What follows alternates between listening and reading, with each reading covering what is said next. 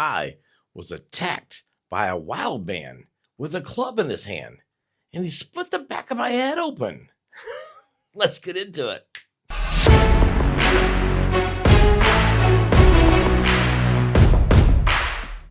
Now, this story is a little graphic, a little warning for you. If you're not into stories about a little violence, a little blood, then this is not the one for you. You might want to go ahead and move on. There, I've given my disclaimer.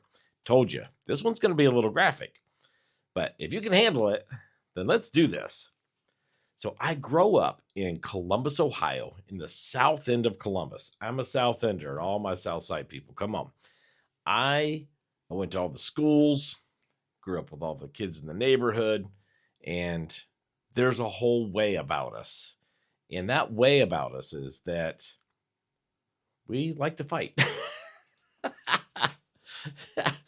But on this particular day, we were not looking for a fight. Our MO was to go play football. And it was a weekend. It was a gorgeous day out. We all got the call. And back then, getting the call meant somebody picked up a phone attached to the wall in their house. And they called your house. And the phone attached to the wall in your house rang. You had to be home. So we got the word out. Everybody's going to meet over at our buddy Darren's house and on Washington Avenue. And we're going to get together, and then we're going to go over to the Barrett Middle School, and we're going to play football like we did all the time. So we show up there, and there's already a lot of people, like a lot of our friends, even the ones that weren't going to play football, kind of got word that we're all going to be hanging out. And then more people. And then the word just kind of get spread enough to where I bet, I'm just guessing, but I bet we had over 100 people hanging out on the corner of Washington and Midoff. We're just like, yep, all our people are getting together. This is great. So nice chill vibe. It's like a Sunday afternoon. Like there's nothing going on. There's nobody drinking. We're just, hanging out. Groups of people, all of our friends, just mixing it up. Just kind of waiting casually. Nobody's in a big hurry. We're going to go play football, but we're just hanging out, chilling here for a little while. Well, across the street from Darren's house, across Washington, there's this row of flats and like these apartments with these porches, like all brick. And a guy comes out onto the porch. I barely noticed him. He just looked like somebody coming out, watching all the people hanging out. The next thing you know, the guy comes down his steps and walks into the street. We're South Enders. We're hanging out like in the street, on the sidewalk, up on the porch, across the street. Like we're taking up a bunch of real estate. But the traffic in that area was just pretty low. There wasn't a lot of cars coming by. And if a car came by, we just let him through. No big deal. So he joins the crowd. Now, he's just kind of walking around at first. It looked like Darren's brother recognized him and said hello to him, like, wait, what's going on? But from a distance, my spidey senses were going off, like something's wrong.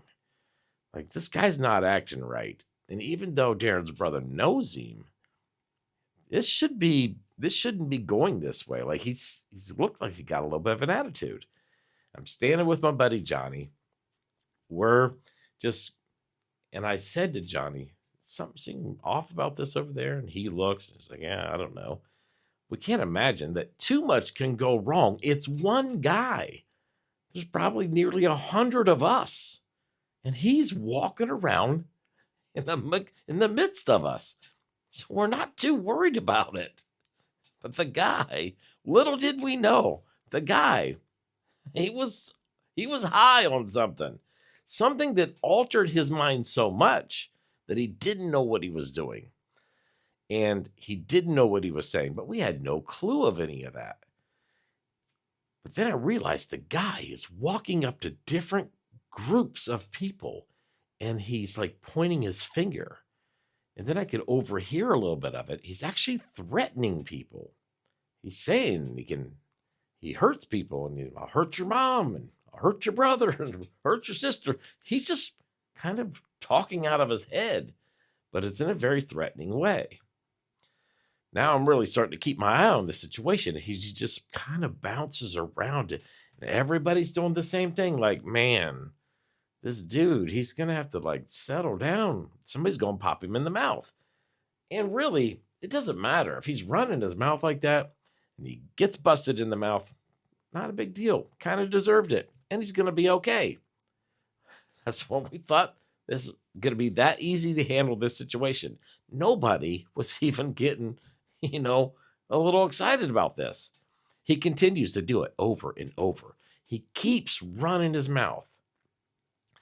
Well, at some point, Darren's brother found like this club, probably about, I don't know, the length of my elbow to my fingertips, maybe a little longer. I don't know where he found this thing. Maybe he had it laying on the porch. I don't know. But he goes up to the guy and says, "Hey, man, you got to calm down."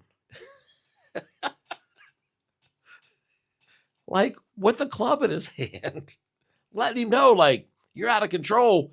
This is going to get serious. Like, holding the club.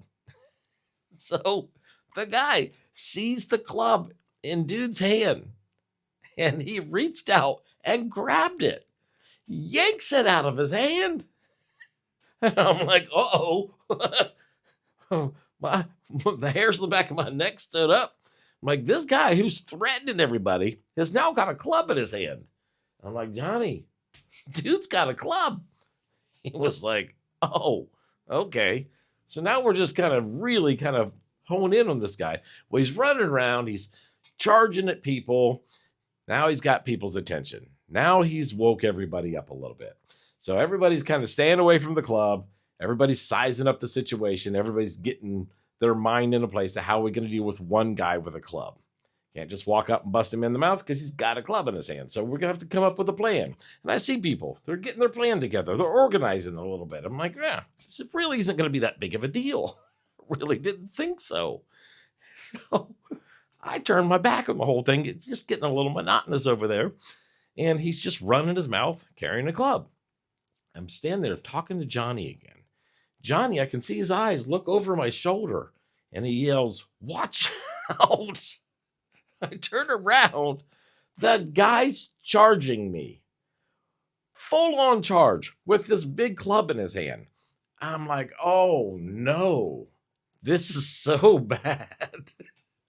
He rushes up on me, and all I could think to do at the time was to duck. And as I ducked my head down, he came over the top and cracked me right in the back of the head and broke that club. I think fortunately he broke that club. Probably took a lot of that energy off of it, but he still split my head open. Instantly, I feel the warm blood just pouring down my neck. I spring back. I just got cracked. My brother Sean is there.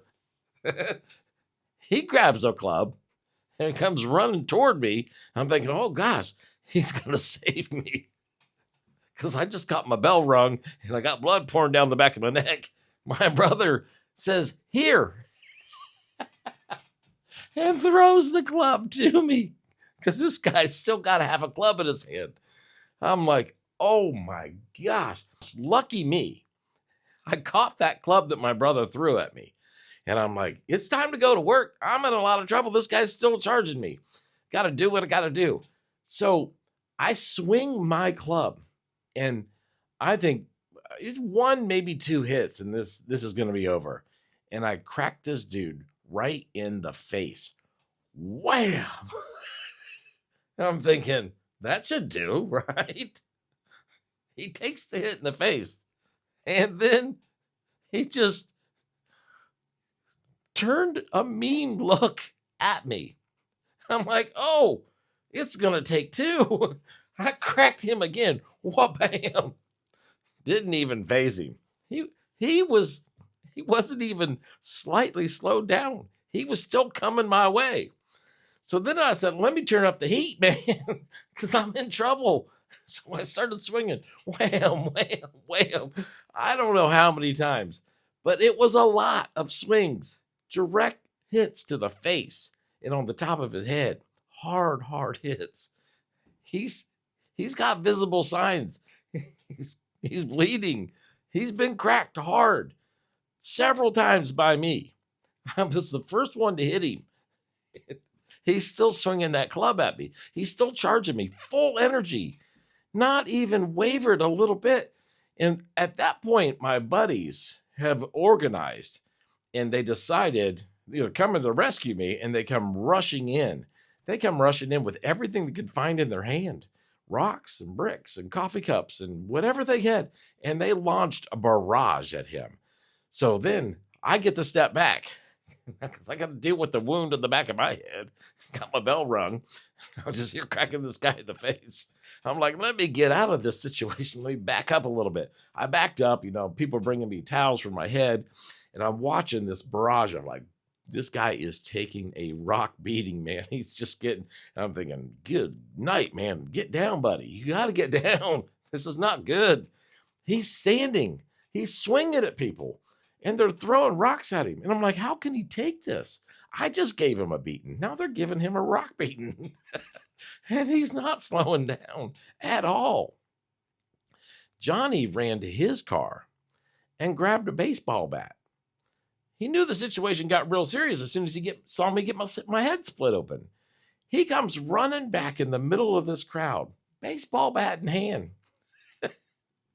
and swings, hits the guy in the chest with the baseball bat. I'm thinking, that's going to take him down. That's got to take him down. There's no way this guy can survive getting cracked with a baseball bat in the chest. He got cracked in the chest with a baseball bat, threw his club down, snatched the baseball bat, and pulled it out of Johnny's hands. I'm like, now Johnny and this guy are wrestling over this baseball bat. The guy's still getting pelted with everything anybody can find to throw at him. He's fighting over this baseball bat, and he wins the fight. Gets the baseball bat from Johnny, of which now everybody's like, oh my gosh, this got so serious. Everybody's scattered a little bit to give the man a little bit of room because he's got this baseball bat. And I'm like, oh, how did this get so ugly with one man? How I'm so blown away. I'm like, who is this guy? Should we be calling Batman or somebody to deal with this?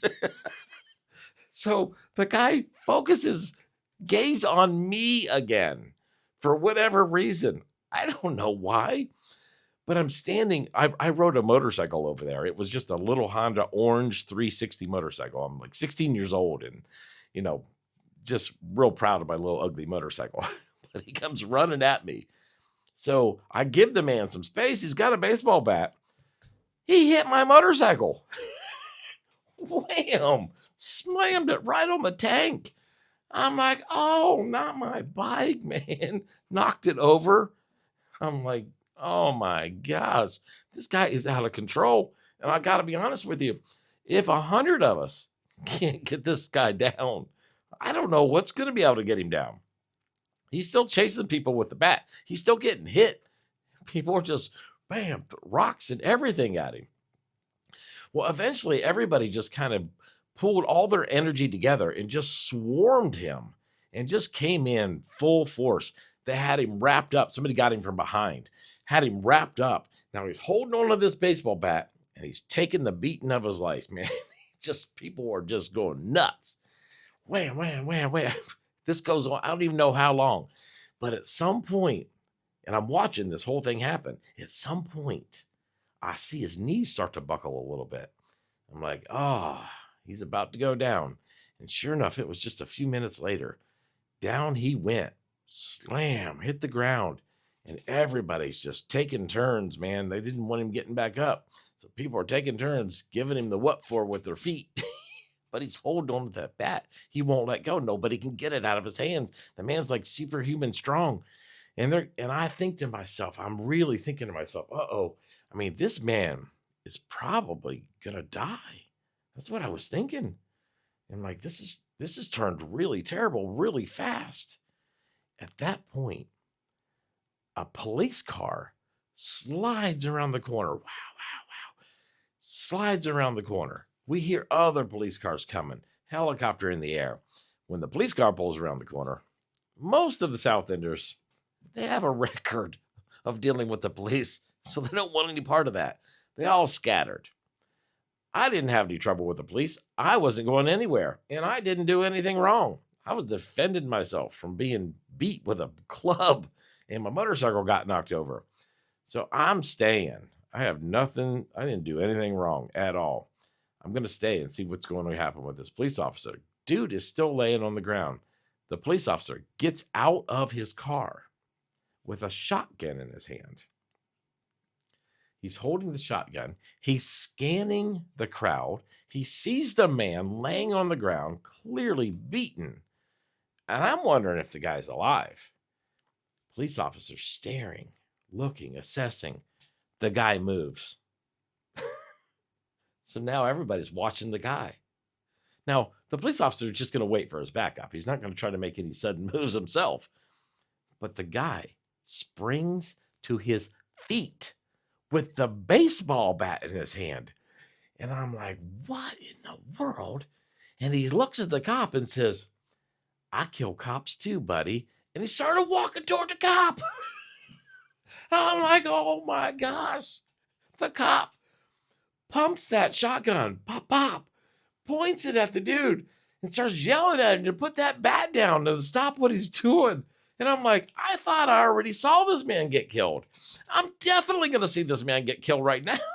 It's going to happen for sure. The cops are going to get him. He keeps walking toward the cop. The cop is taking aim. And he yells, put it down or I'm going to shoot you. And something must have happened in the man's head. He must have got a moment of clarity because he put the baseball bat down. Thank goodness. I mean, I knew the man, brought this on himself, but I still didn't want him to die. I wanted him to be okay. I wasn't sure what was wrong with this man, but, I didn't want him to die. So he put that bat down, and that moment of clarity was all that cop needed. When the bat went down, the cop charged him, give him the boom, knocked him down. Next thing you know, had him wrapped up in handcuffs. Eventually ambulances and everything showed up and they wrapped up his head and they were, giving him all the medical attention he needed. And of course, they're questioning everybody who still was there, me included. I told them what happened.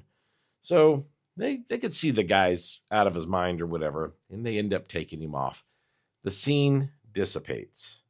I don't even think we went and played football. I had a concussion going on. My head was split open. I had to go home and nurse myself back together again. So the next day, we're all hanging out on the corner again at Darren's house. And would you know, we're telling the story. We're literally telling the story, our own versions of like what really happened there. Everybody's like, what in the world just happened? And then we look across the street. That guy's door opens up. What? We're all staring. It's the same guy. He's got bandages all over his head. I'm like, what is this real life? What's happening? The guy comes out on the porch and he sits down. He sets a 12-pack of beer up on the rail and cracks open a beer. Starts drinking on the porch, sitting on his porch. So Darren's brother, who did know that guy, didn't understand why he lost his mind like that, starts to walk over there. So we followed him. I want to know what's going on. He says, hey, man, what's going on? Oh, nothing, man, just having a beer.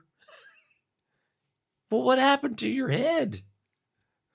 The guy says, well, I don't know.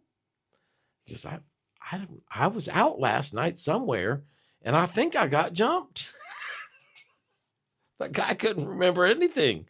He said, then I woke up in jail, and I I asked him what happened. They said, you got beat up. Then they sent me home. So I grabbed some beer, come out on the porch. The guy didn't remember a thing. We all looked at each other like, well, we're not going to tell him. He's a neighbor. We're just going to just let him think he got jumped somewhere else. But the guy turned out to be all right. And he was a pretty nice guy.